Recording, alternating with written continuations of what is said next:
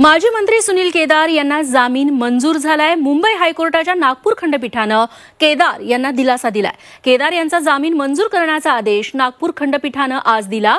नागपूर बँकेतील 153 कोटी रुपयांच्या घोटाळा प्रकरणी सुनील केदार यांना कोर्टानं शिक्षा सुनावली आहे। त्यामुळे त्यांची रवानगी तुरुंगात करण्यात आली होती। मात्र आता 1 लाख रुपयांच्या जातमुचलक्यावर केदार यांना जामीन मंजूर झालाय। केदार यांच्या वतीनं ख्यातनाम वकील सुनील मनोहर यांनी युक्तिवाद केला, तर राजा ठाकरे यांनी राज्य सरकारची बाजू मांडली। दरम्यान सुनील केदार यांना शिक्षा झाली, तो घोटाळा नेमका काय आहे ते जाणून घेऊयात। 150 कोटींच्या घोटाळ्यात सुनील केदार हे मुख्य आरोपी होते। नागपूर बँक प्रकरण आहे हे। बँकेच्या घोटाळ्यावेळी 2001-2 साली सुनील केदार हे बँकेचे अध्यक्ष होते।